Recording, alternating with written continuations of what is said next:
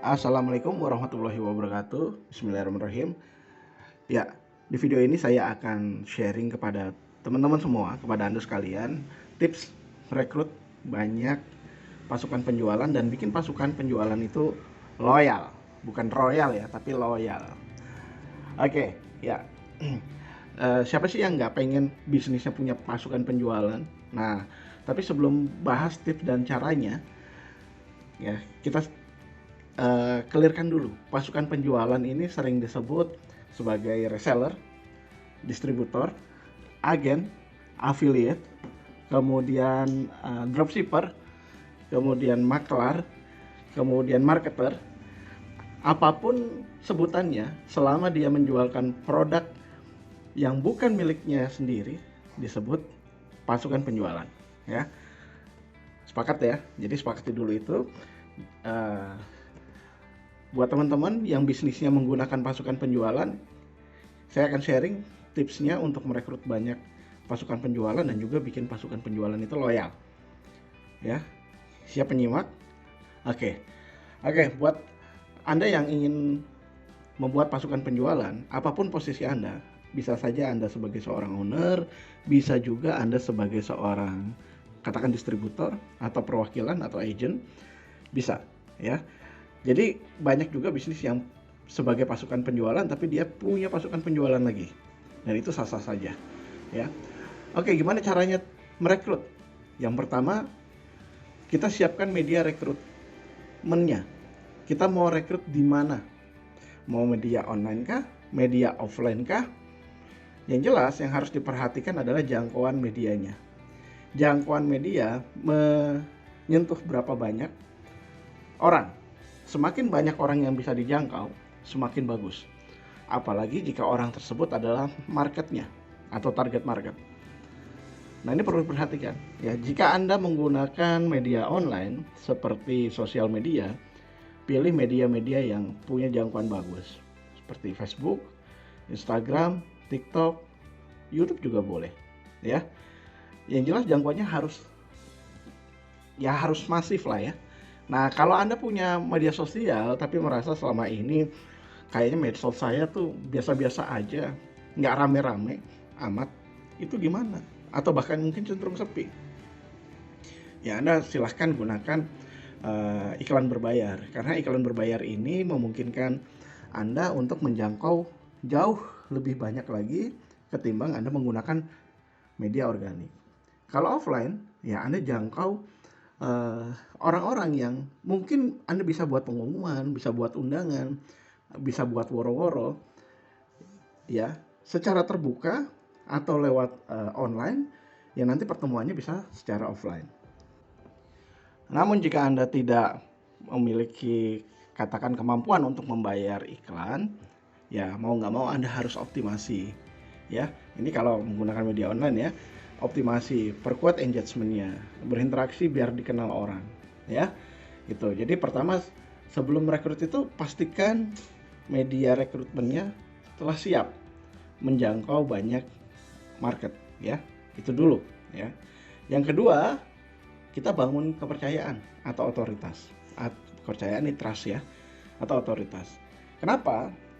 Karena selama perjalanan saya membangun pasukan penjualan, bisa dibilang 70% sampai 80% orang itu bergabung ke sesuatu yang kita tawarkan, bisnis atau peluang usaha yang kita tawarkan karena trust atau percaya sama yang ngajak, sama yang merekomendasikan. Ya, sisanya itu sama potensinya, sama produknya, sama yang lainnya. Tapi faktor terbesarnya adalah sama yang ngajak. Nah, bayangkan kalau Anda pengen punya banyak pasukan, tapi Anda tidak dikenal oleh banyak orang. Kenal aja enggak, bagaimana mau dipercaya? Nah, itu handicap atau kelemahan jika Anda melakukan rekrutmen di media online. Maka, untuk mensiasatinya, ya Anda bangun trust, Anda bangun kepercayaan atau otoritas pengaruh di dunia online tersebut. Seperti Anda sering sharing, bikin konten-konten, baik di Instagram, di Facebook, di TikTok, di YouTube, Ya, kita lihat betapa banyak orang yang jadi influencer katakan, kemudian dia membuka suatu bisnis dan orang berbondong-bondong masuk ke bisnisnya. Kenapa? Karena orang udah percaya, orang jadi punya otoritas atau pengaruh. Nah begitu, jadi kalau Anda mau punya banyak pasukan, ya bangun otoritas atau bangun kepercayaan. Itu ya, dengan sharing, kasih konten-konten bermanfaat di media sosial. Jangan cuma konten-konten nggak jelas gitu ya. Jelas konten-konten yang bermanfaat, yang disukai banyak market. Yang kedua, Anda tunjukkan kompetensi. Anda kompetensinya di mana? Kalau Anda ada orang yang suka otomotif, berarti Anda tunjukin kompetensinya di bidang otomotif. Anda misalkan suka review kendaraan, Anda bisa suka review spare part kendaraan. Kalau Anda kompetensinya di memasak, mungkin Anda bisa sharing resep-resep. Anda bisa tunjukin video ketika Anda masak dan hasilnya seperti apa. Kalau Anda kompetensinya adalah parenting, ya Anda tunjukin, Anda kasih tips-tipsnya dan lain sebagainya. Jadi orang paham bahwa oh, orang ini kompetensinya di mana. Yang ketiga, Anda menunjukkan prestasi. Selain kompetensi, Anda juga wajib punya namanya prestasi. Kalau belum ada gimana? Ya usahakan ada. Tapi kalau misalkan terpaksanya nggak ada, ya 2 yang sebelumnya cukup. Ya. Nah, akan lebih bagus lagi prestasi. Prestasi apa? Misalkan Anda pernah juara lomba masak, Anda pernah menyandang predikat apa terbaik gitu. Anda misalkan kalau lomba jualan, misalkan Anda keahliannya kompetensinya di jualan, juara leaderboard jualan atau reseller gitu, atau apapun lah. Yang penting Anda punya kompetensi dan prestasi. Ya. Nah, dari situ kenapa orang akan muncul kepercayaan dan timbul pengaruh. Oke. Yang ketiga, ya, kalau sudah 2 hal tersebut Anda punya, ya udah menyiapkan media rekrutmen dan membangun kepercayaan, ya tinggal Anda tentukan kapan Anda mau merekrut, ya. Mau rekrutnya kapan? Bulan depan, minggu depan. Nah, yang jelas nggak tiba-tiba, ya. Harus ditentukan dulu. Kenapa harus ditentukan? Karena Anda butuh persiapan nantinya. Ya, saran saya sebaiknya sebelum merekrut Anda siapkan paling nggak ya 2 minggu lah minimalnya untuk melakukan persiapan.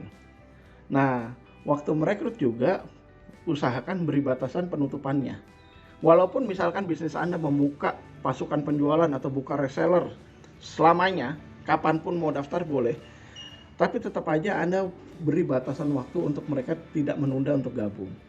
Ya, nanti misalkan di periode ini ada kesempatan spesial apa, di periode berikut tanggal berapa kesempatannya ada bonus spesial apa. Jadi tetap ada batasan waktunya sehingga orang itu masuk gabung tidak menunda, ya.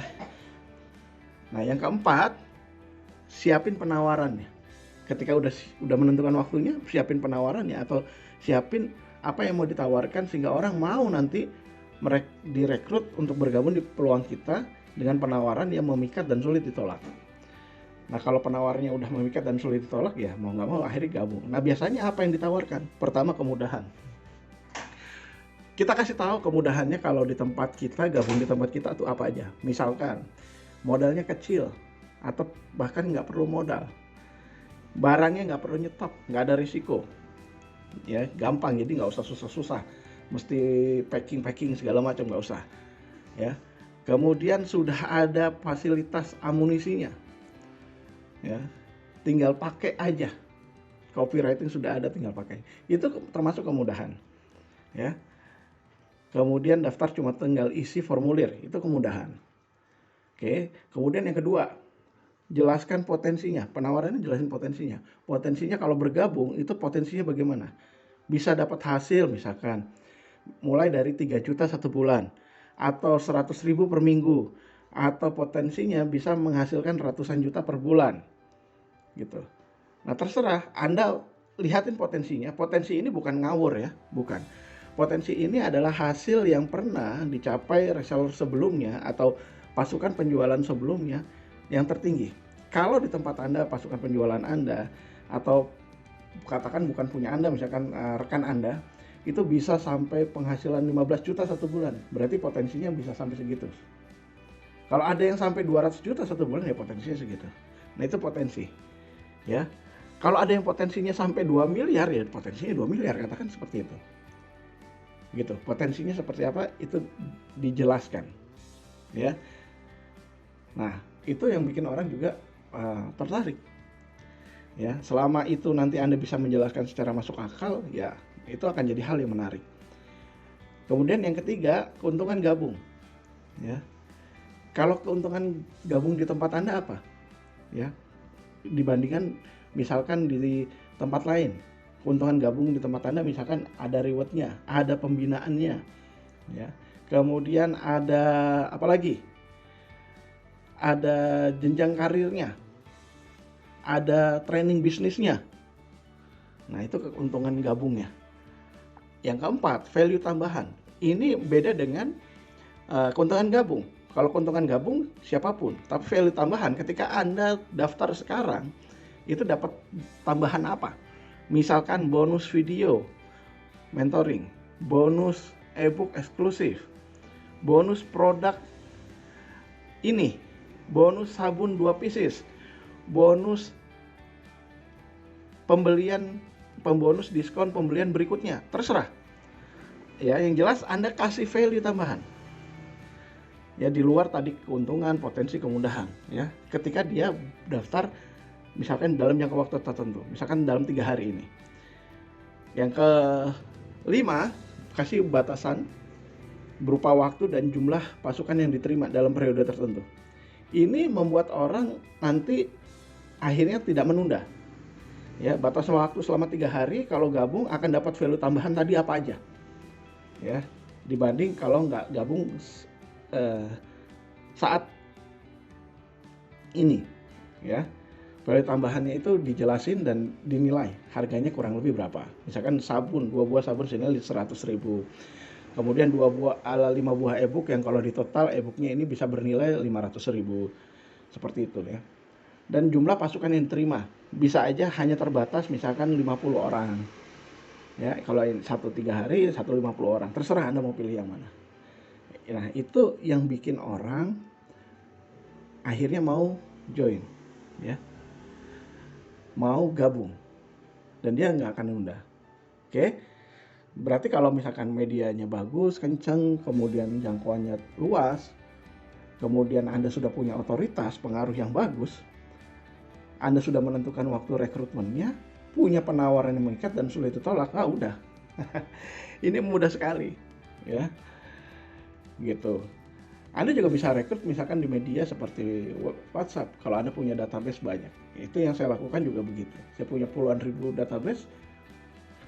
Saya kasih tahu waktunya kapan, mereka untuk siap-siap, dan ketika hari H kasih penawaran yang memikat dan orang berbondong-bondong datang, gitu, ya.